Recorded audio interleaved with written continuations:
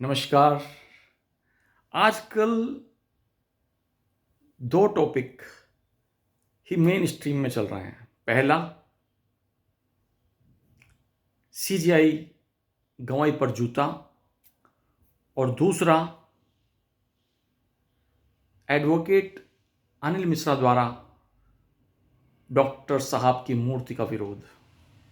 लेकिन ये जो प्रकरण है, इसमें दो आदमी नहीं, चार आदमी इसमें लिंक हैं।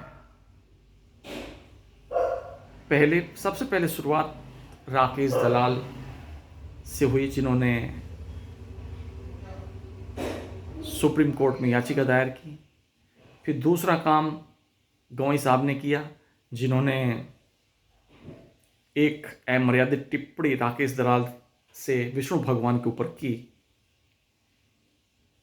फिर तीसरा, राकेश किशोर जी, जिन्होंने जूता फेंका।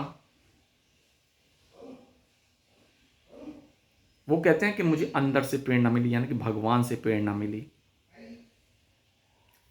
और चौथा, एडवोकेट अनिल मिश्रा,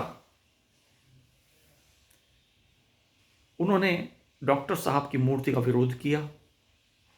ये चारों जो प्रसंग, ये जो चारों आदमी हैं, एक तरह की घटना से लिंक हैं। कहीं ना कहीं इनका सूत्र एक ही है, इनका बेस जो है, इनका मूल जो है, एक ही है।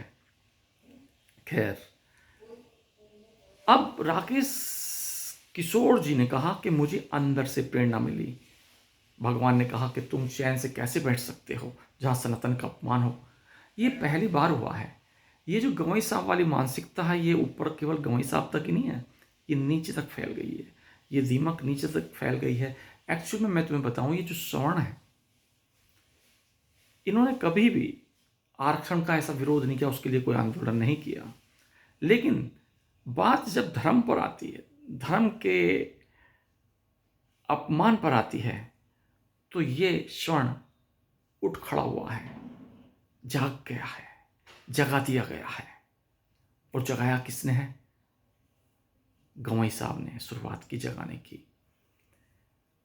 अभी अनिल मिश्रा जी के समर्थन में जिस तरह वकीलों का जत्था आया है, ऐसा पहली बार भारत के इतिहास में हुआ है।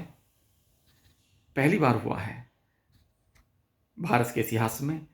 और ये मानकर चलिए, अगर अभी तो ये वकीलों का जत्था आया है, जब ये जत्था आम जनता के रूप में आएगा, तो मैं गारंटी के साथ कहता हूं, आरक्षण 5 साल से भी कम समय में खत्म हो जाएगा।